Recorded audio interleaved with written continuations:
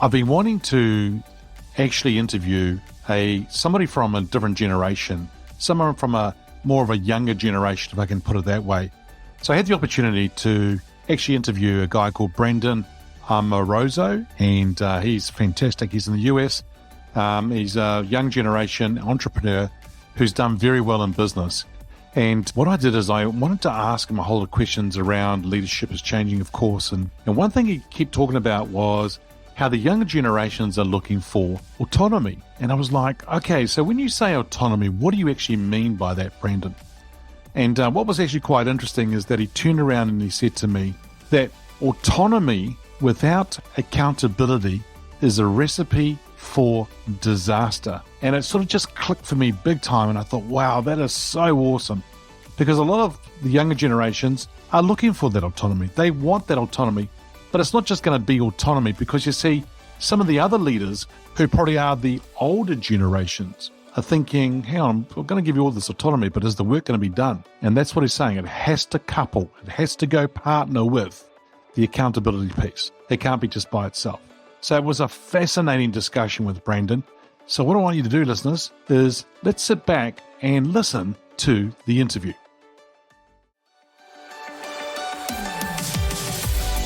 Welcome to Leadership is Changing. Each week, we and our guests provide information and insights through exploring leading change. This is taking your leadership to another level by finding the balance between executive excellence and personal well-being through stories that inspire real change.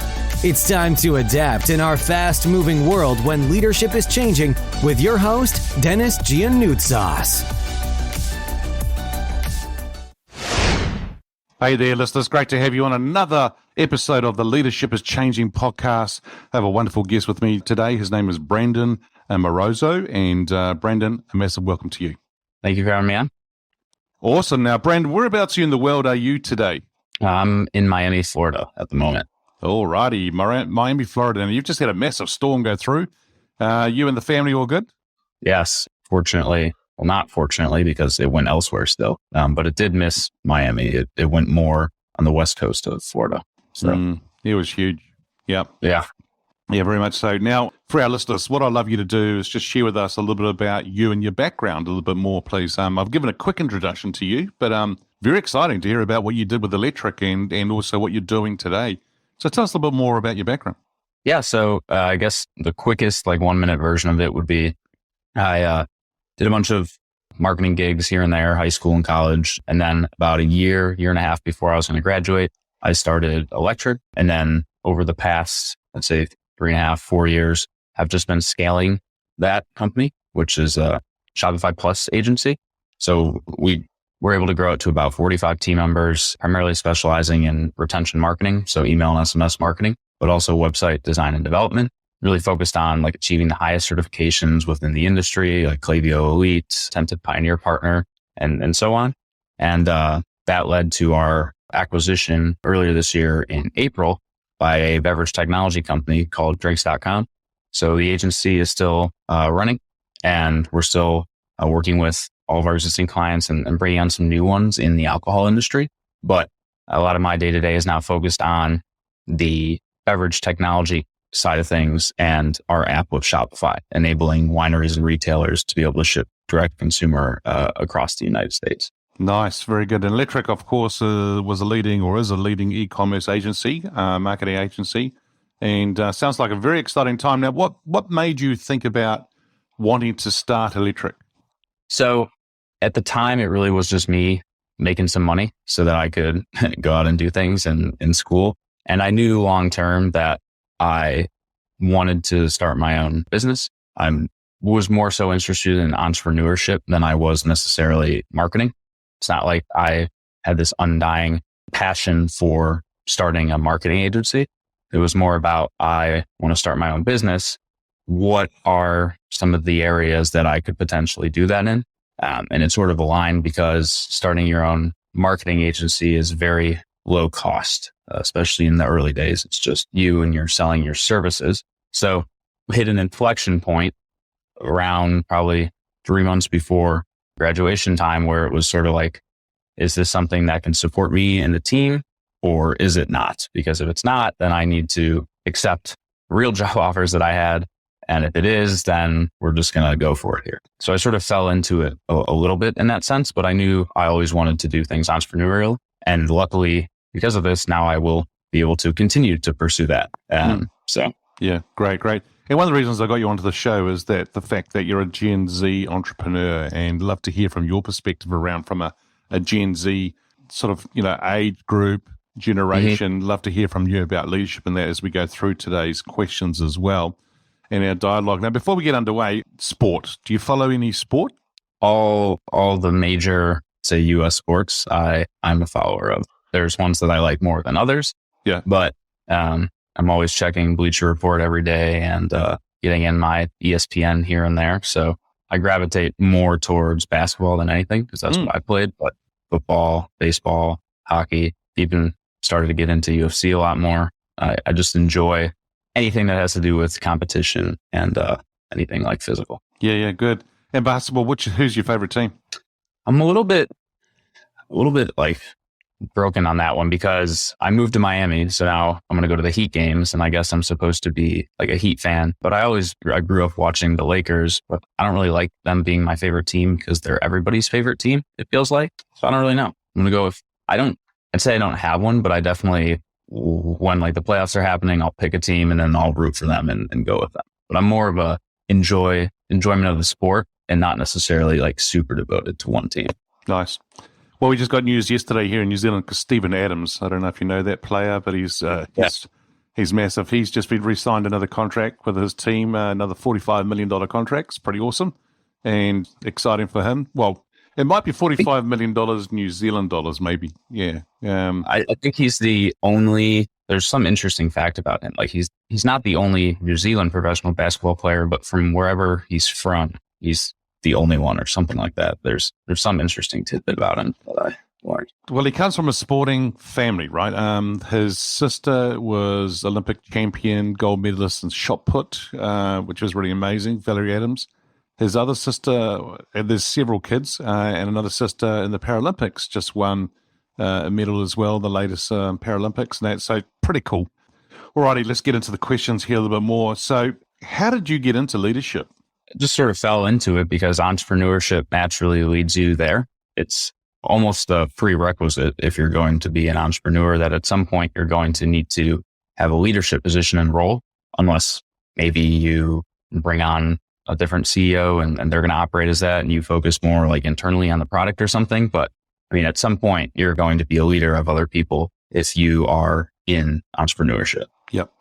Now, you said you fell into it that way, but were you in any other kind of leadership roles, university, college, things like that? No. So I really, really did not like the organizations or the clubs, not because there was anything wrong with them necessarily. It just wasn't real. So that was always what sort of tied me up about some of these organizations is that you were in university and you were not in the real, in the real world actually doing it. And so I spend more of my time focusing on the business than I did necessarily trying to take on leadership roles in school organizations or things like that. So, and did you do any sort of to upskill yourself in the leadership side of things? Did you do reading? Did you do courses?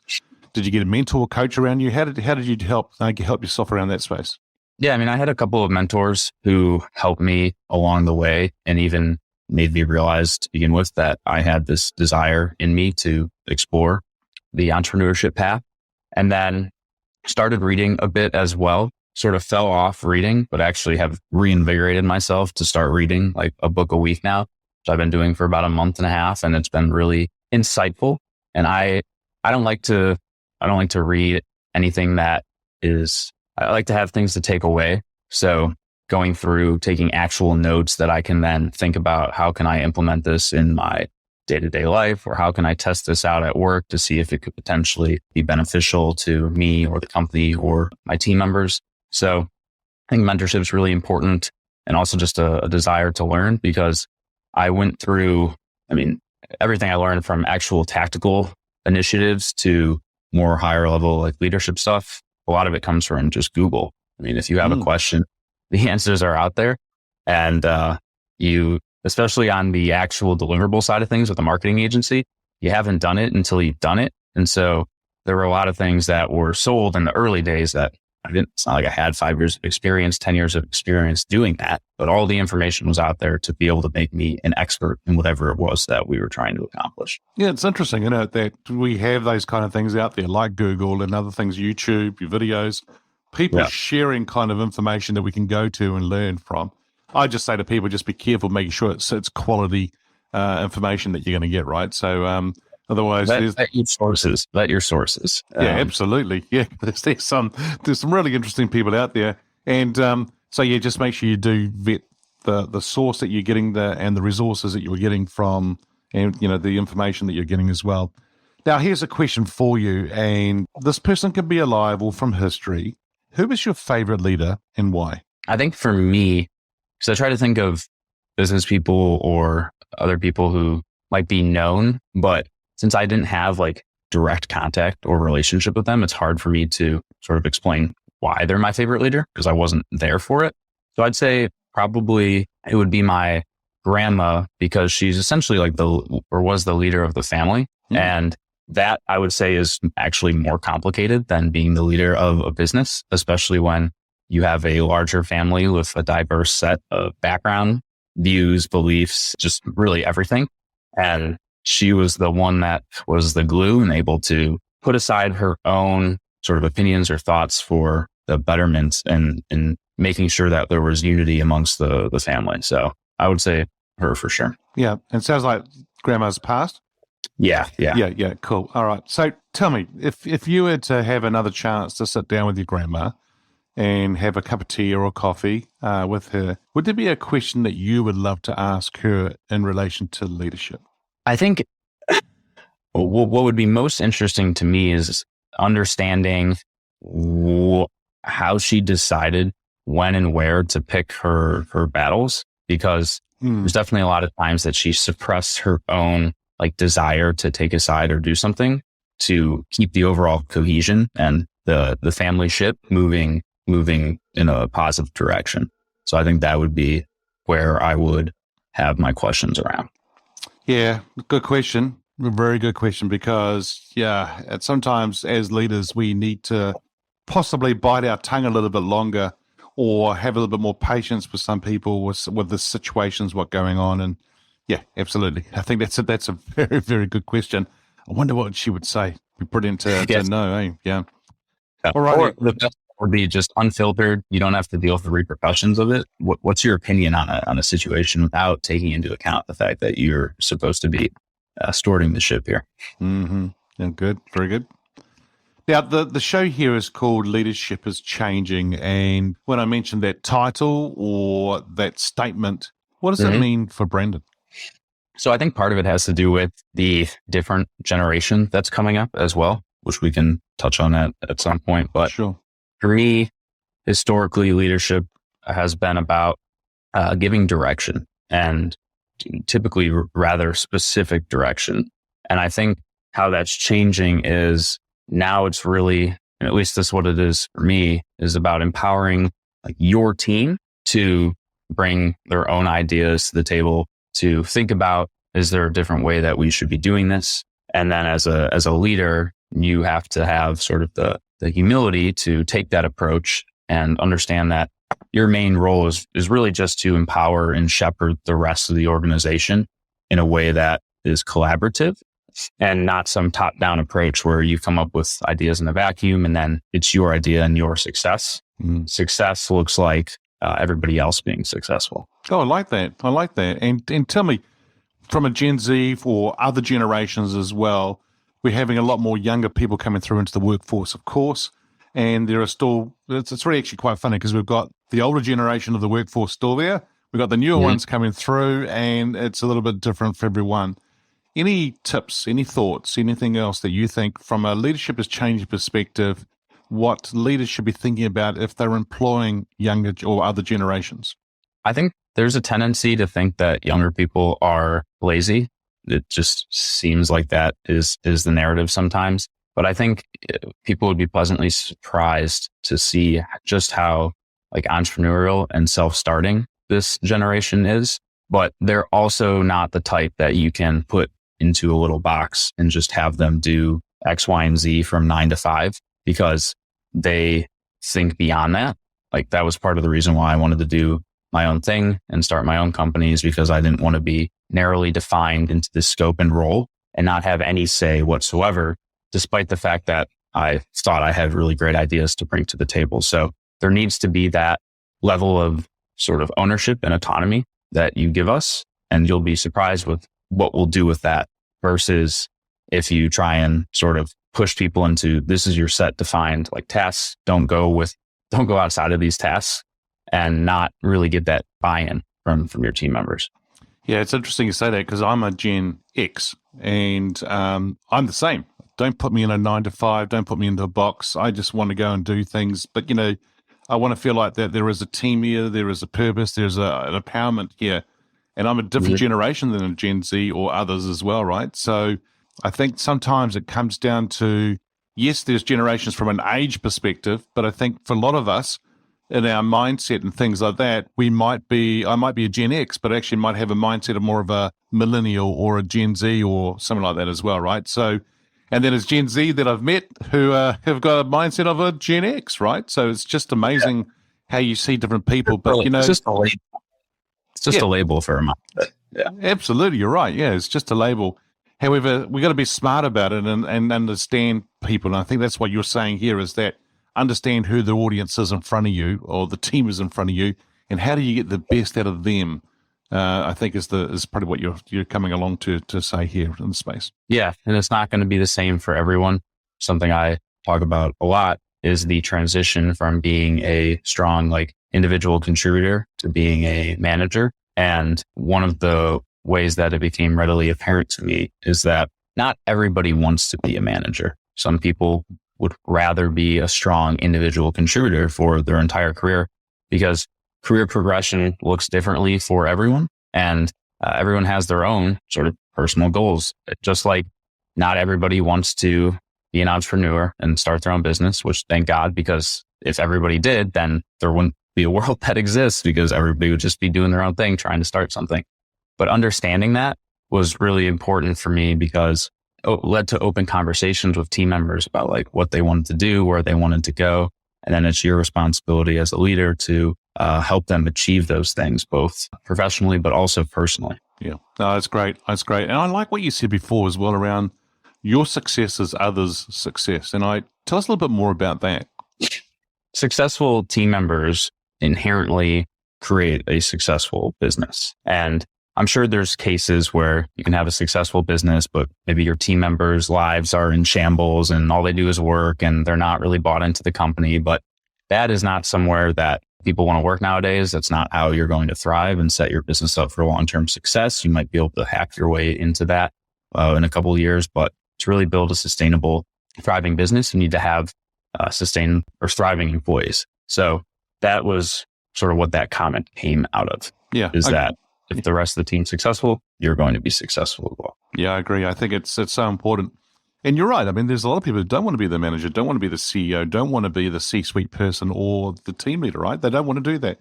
Quite happy to be the technical person, or it may not be a technology kind of person, but more of a expert around their domain and be that individual contributor and do that very well. And I don't know about you, but for me, that's what I want. I want people to be the best that they can be at what they do. And if I can empower them to do that, awesome. That's really cool. Why? Because we're all going to see the best out of it, and it's going to benefit everybody. And I think that's really important. Now, what we've talked about is, of course, we just touched on a little bit about technology. You and I are living in a world, and seems to be getting faster and faster all the time. Technology, data, business, even from a social perspective, it's getting faster. What, in your view, because you're seeing it, and actually you're having to help some organizations now as well around different areas from the Spotify perspective and helping them in their business and so forth. What are you seeing with leaders today in this fast-paced, ever-changing world? What do you reckon is going to help them be successful going forward? I think the understanding that the BS detector of team members has never been higher, not only as an employee, but as a consumer, just across all facets of life. People have so much information at their fingertips that they see through statements and that are just words. And so it really is about action. And what I think makes a successful leader in today's sort of fast changing world is the understanding that they can always be doing better. And that's something that I try to stress throughout our organization and with our team, is that we can always be doing better. And that starts with me. And the only way that you can do better is to have a completely sort of open mindset to feedback, ideas, no matter the source. And that is how I see the most successful leaders acting today. And you know what, Brendan, I mean, we talk about people can do better, and we're not saying that they're not doing well. They're doing very well. It's just how we can go to another level is what we're saying as well, right? And so Exactly. if we can take them to another level, that'll be great to be able to do that and see that, because not only they are going to probably feel a lot better at as well by achieving more, feeling like they're growing, and then on the other side, the business will do well too. So it's a byproduct. So as you said, other success is going to be your success or the business success, which is Exactly. I love what you just said there about the BS the radars, I call it, right? The BS radar out there that can detect things going on. You're right. People aren't stupid, and they'll see through people who aren't authentic or really, who are trying to pull the wool over their eyes. They can see right through it. So leaders, if you're listening, hey, of course you're listening, but just be careful. Make sure that you are being authentic and you're being real, and that the BS radar is not picking up things from you, which is important. Yes.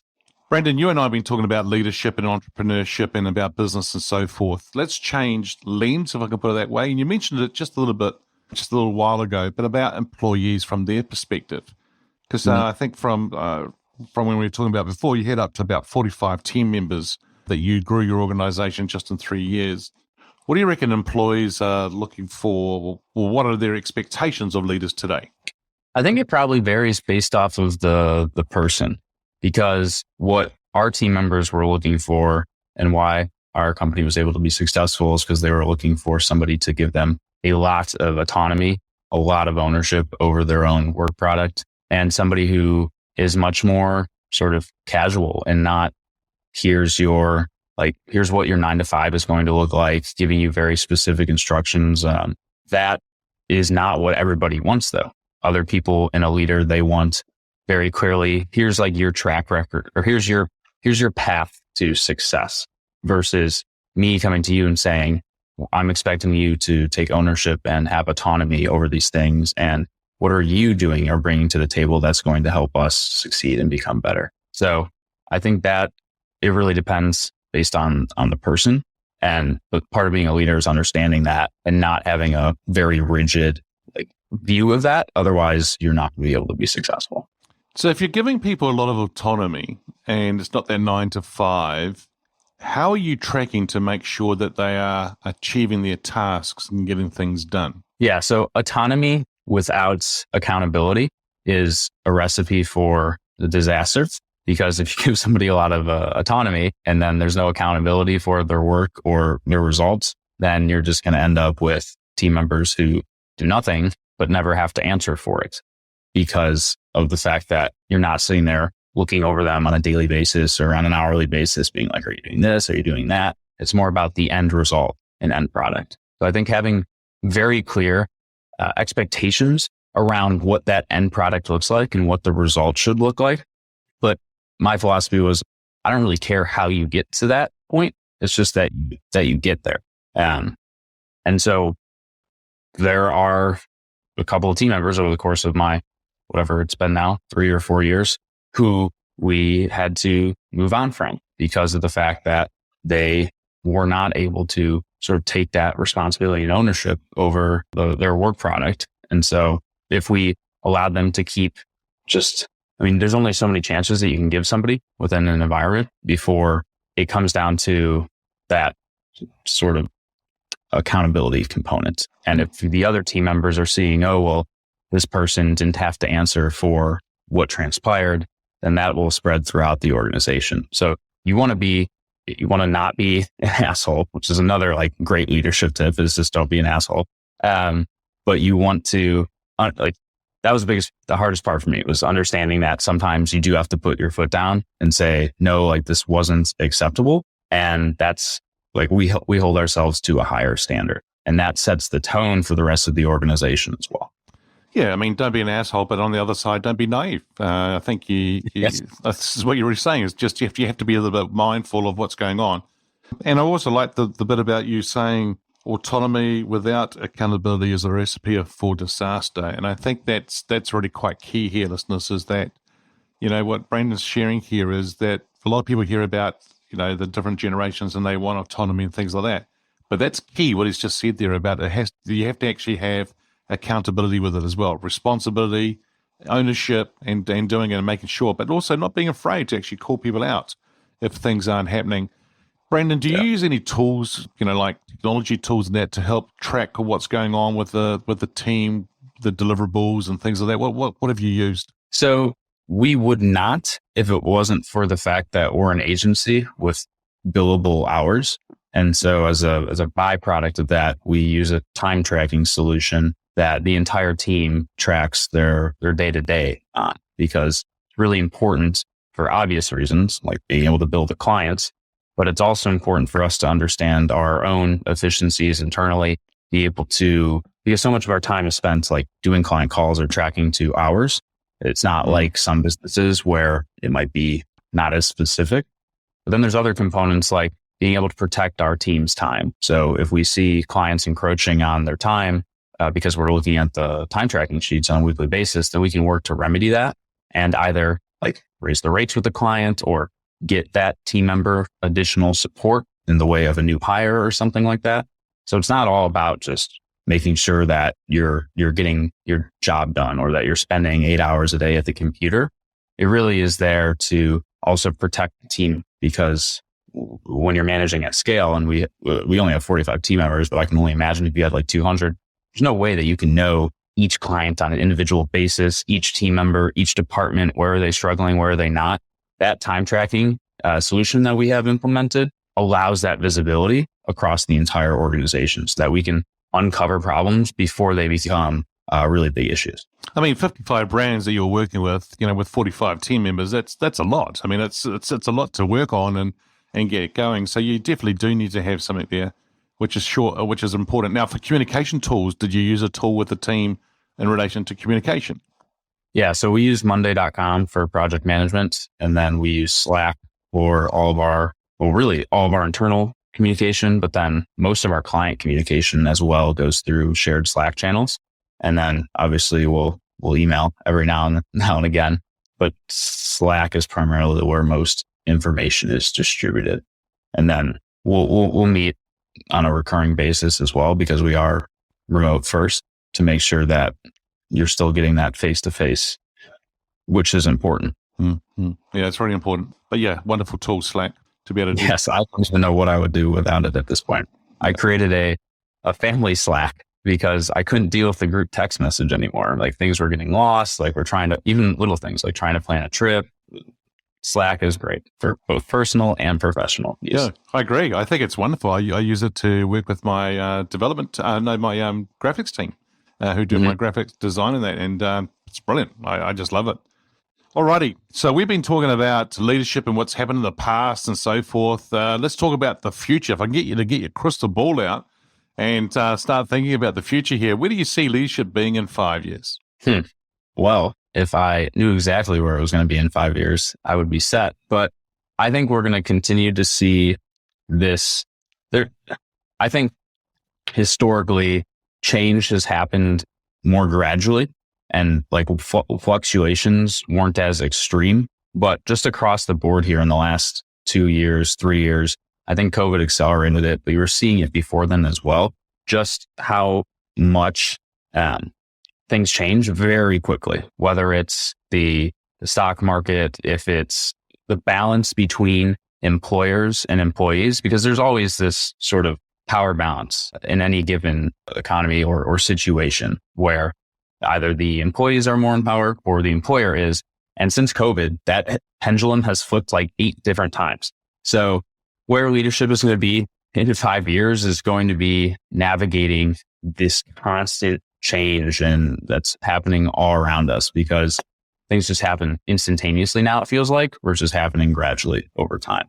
And leaders are going to have to be able to adapt to working with people who prefer remote, people who prefer to be in office. And you're going to have to, especially if you've been a leader for a while, drop some of your preconceived notions around what leadership looks like.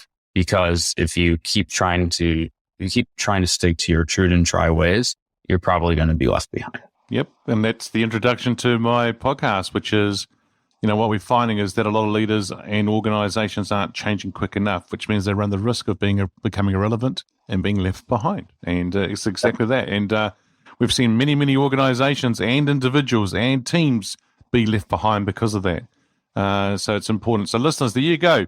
Make sure that you are staying relevant. Make sure that you are able to navigate through this constant change that we have experienced. And as Brandon says, we'll experience it more. It's just going to get faster and happen rather than sort of gradually happen. It's going to happen a lot quicker. And so make sure we are able to do that. Brandon, I want to thank you for being on the show today. If our listeners are wanting to get hold of you, where should they go? So they could go to our website, which is electriqmarketing.com. It's a Q instead of a C at the end of Electriq. Or you can reach out to me at brandonomoroso.com or on our LinkedIn properties. And we'd love to chat about anything. Me personally, about anything to do with entrepreneurship or business, but obviously have a lot of e-commerce and marketing experience. And then if you are an e-commerce brand, then Electriq would be the place for you to go.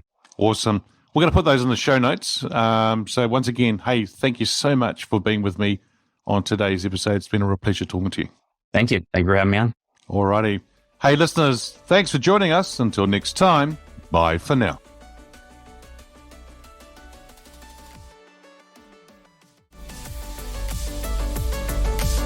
Thank you for listening to this episode of Leadership is Changing with your host, Dennis Giannoutsas. Each week, we and our guests provide information and insights through exploring leading change, inspiring executives and leaders to adapt and lead a bigger game in a fast-moving world.